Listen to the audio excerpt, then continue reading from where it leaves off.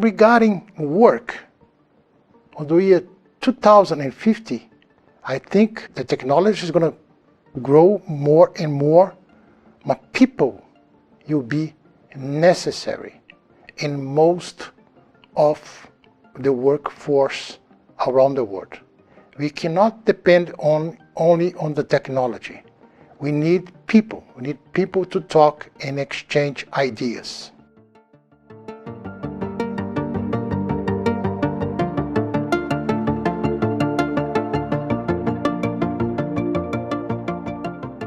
My name is Fabio Paes Dibert. People know me as Fabio Dibert. When I left the high school, I decided to go to the college, and my first goal was to study physics, that I studied for 1 year. After 1 year, I decided to move to engineering. So I graduated as a mechanical engineer at the University of Itaúna in Minas Gerais. And after that, I did 3 MBA. One of them was economic engineer, the other one is strategic management, and the third one was international business. In 1997, I joined Usiminas. And at Usiminas, my first job was at the engineer department, and I was growing with the company on the expansion plan number 2 and number 3. On the engineering department, I stayed for 1 year and a half. After that, I moved to the export department that I stayed for 30 years. In these 30 years, I have a chance to be the manager of new products and the commercial representative of Usiminas in New York. In 2008, I retired from Usiminas, and I had a chance to go to São Paulo and work at a company called ISEC, that belongs to an entrepreneur in São Paulo. And the first goal of this company is to open an office in China. That I helped them to open this office in Shanghai, and in Shanghai, we made a lot of business on the metallurgical area, mainly on the structural steel, and we import the steel from China to Mozambique, to Vale. 2 years later, I left ISEC and moved to Toyota Tsusho Trading Company from Japan. And my main goal was to import steel rails for the major companies in Brazil, like Vale, MRS, VLI, Rumo, and other small companies here in Brazil. Brazil is 100% importer of steel rails, since we do not produce this kind of steel material in Brazil. So after that, I was invited to join the Zema government. Zema government is state of Minas Gerais, and I was invited to go to Codemig. That is a company that belongs to the state government, and I was in charge of the privatization of one of the biggest terminal in Brazil, the Tergipe, the terminal in Belo Horizonte that belongs to the state government. And that was my goal, to do this in 1 year. And unfortunately, the COVID came, and the terminal was privatized in 3 years. That was on the last May 30 of 2022. As I did my job, I was invited again to come back to the private sector. That was a Chinese company, very important company called Taiwan. And this company is coming to Brazil to develop business and to open a parent company in Brazil. And they supposed to sell wheels for rails, axles for rails. They're going to be on the aeolic business, also on the metallurgical business. And I hope it's going to be a great future for them and for the country, because they have a lot of to offer. To be a producer on the 80s and 90s, you have to use a trading company to export your products. At this point, it was very difficult for the employees to go abroad and check the customers and their needs. So we use a lot of trading houses to sell our products. Just for an example, for one employee of a producer company that was a state company at this time to go abroad, it was necessary to have approval from the president of the country. And many times we stay at the airport before the flight waiting for the approval.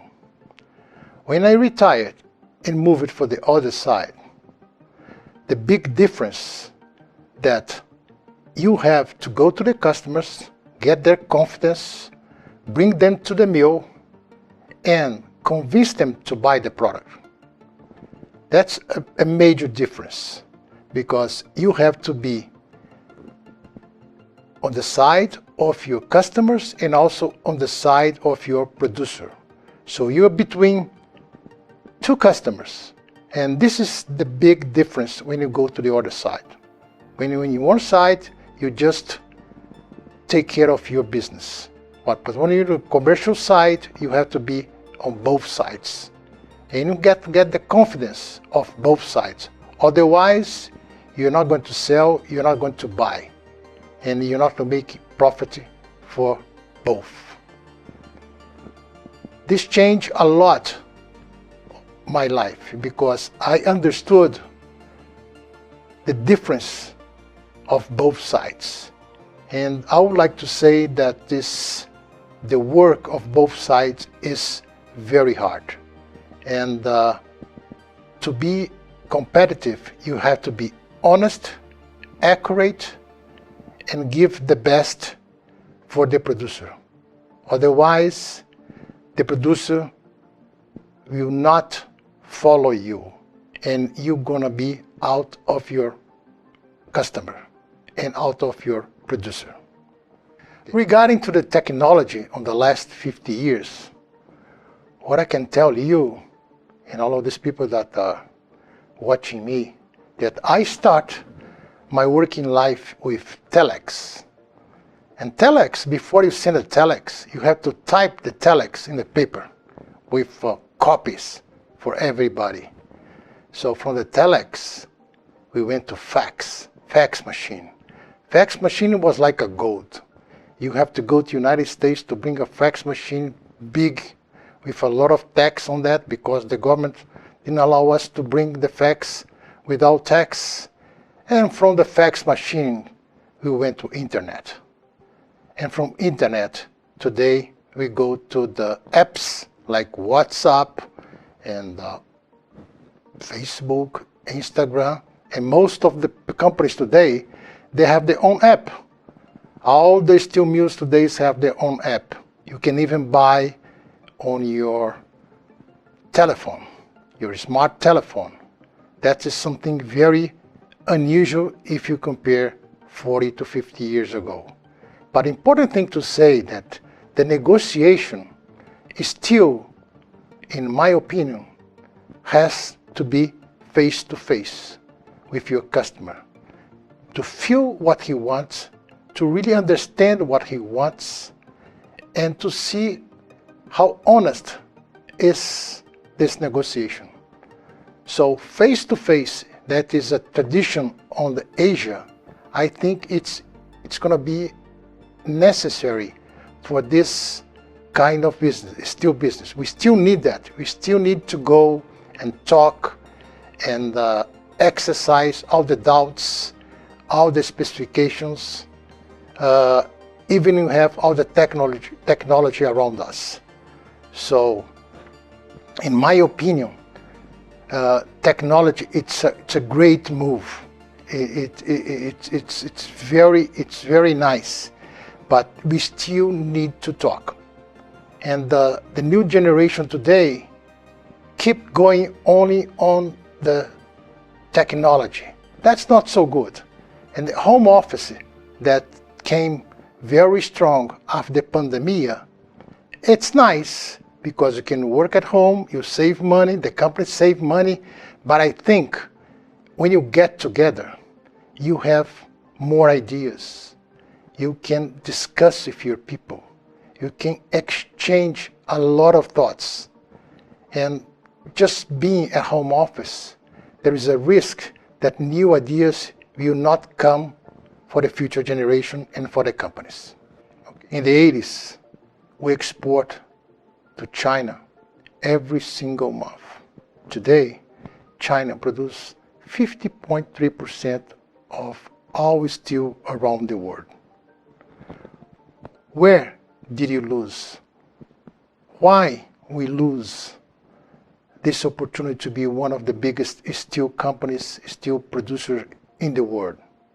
I think was the time that all the steel companies become privatized. After they become privatized, they need money to invest. And I think at this time was a lack of money.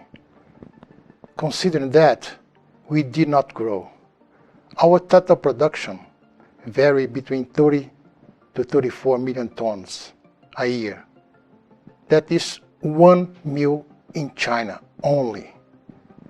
I don't think we're going to achieve again a place in the world that Brazil is going to be one of the biggest producers of steel, despite having one of the biggest iron ore mine in the world. That's my opinion on this issue. Privatization was extremely necessary at this point, and it was done. Unfortunately, we did not have the capacity to grow. We didn't have the technology, we didn't have the money. Completely different than China. China went to Europe, went to Japan, and went to different countries in the world to get technology, people, and all the equipment necessary to grow the steel companies in China.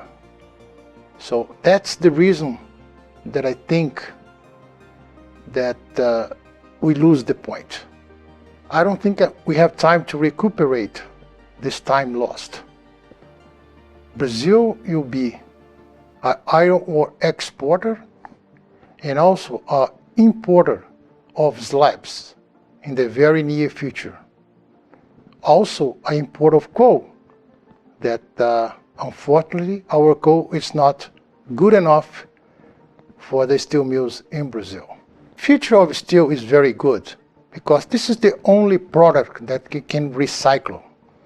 You don't have any problem to recycle steel. If you use steel, you want to scrap the steel, they'll come back again.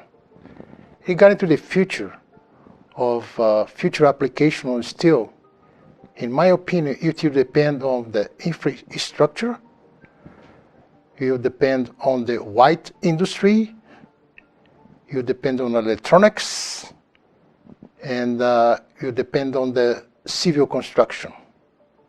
We have to follow the growth of each segment, and each segment will require a different steel, an update of steel. So saying that, the future, I think it's very good for steel, and it's going to be very good for a long, long time. Until now, nobody finds a good substitute for steel in all of the sectors that I mentioned before. We have a small consumption per capita of steel in Brazil.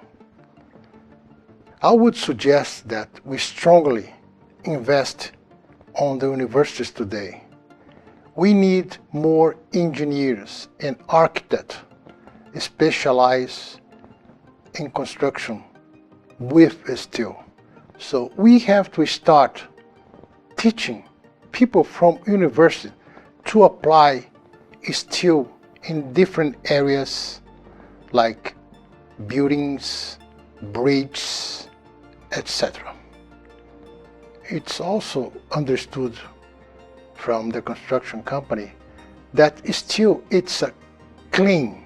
You can build up buildings with more clean, with more technology, applying steel on their structure.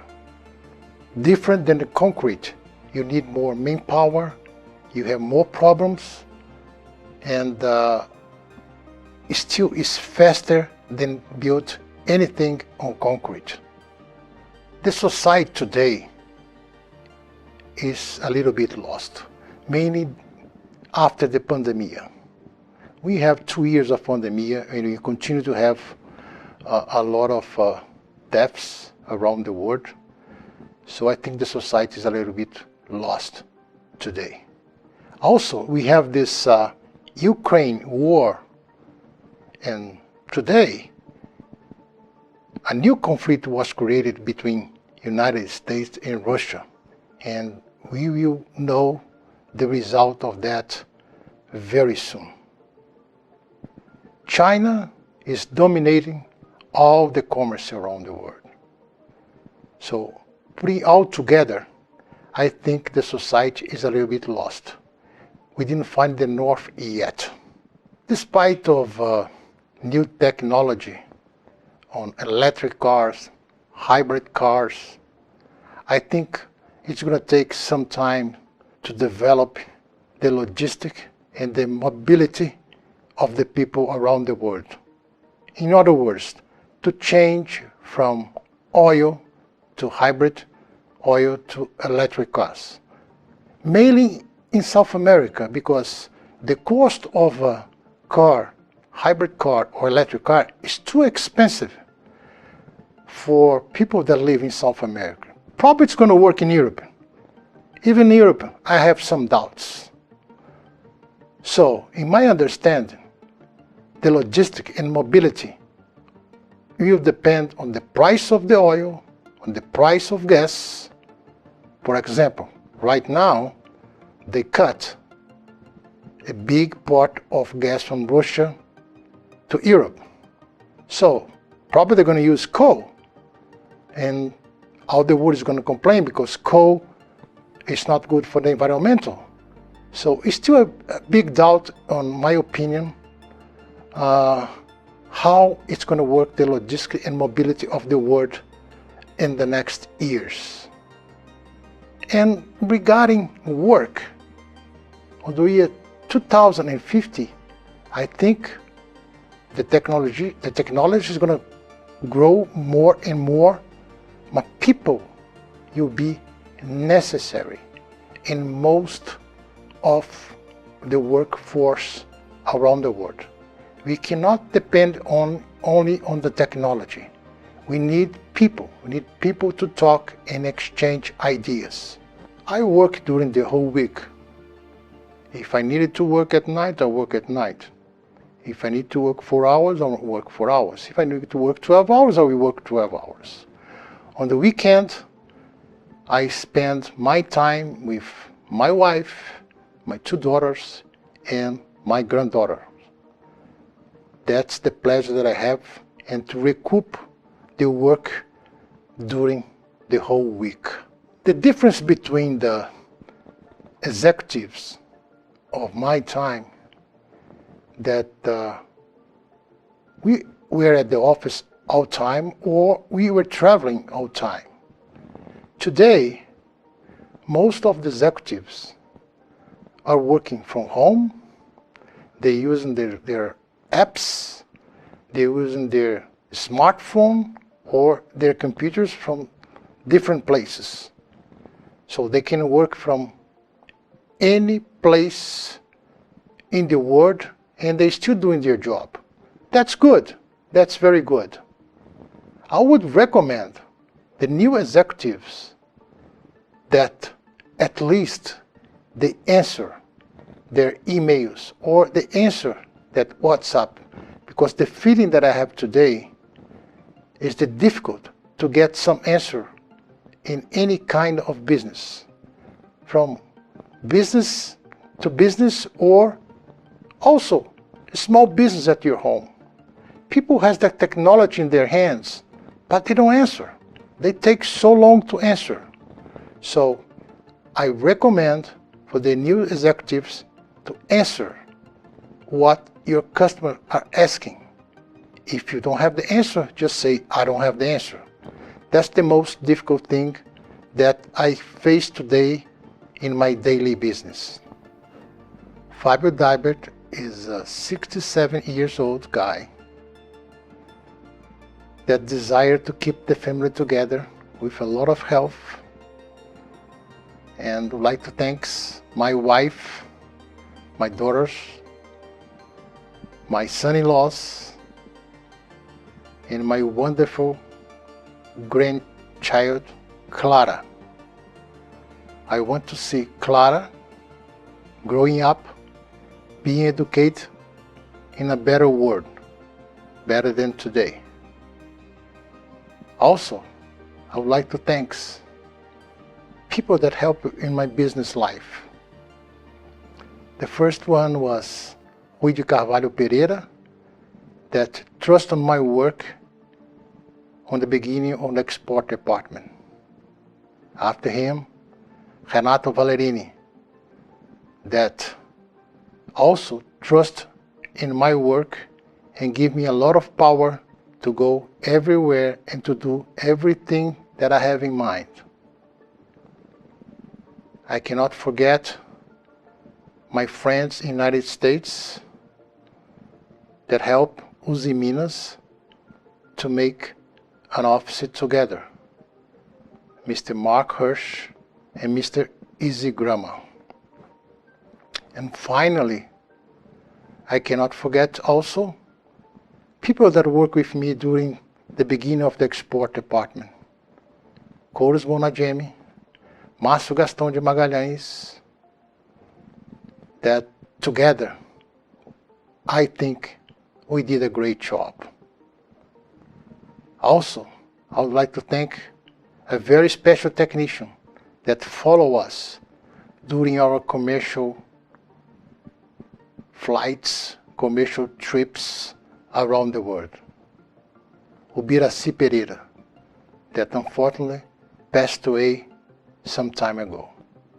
Thank you very much.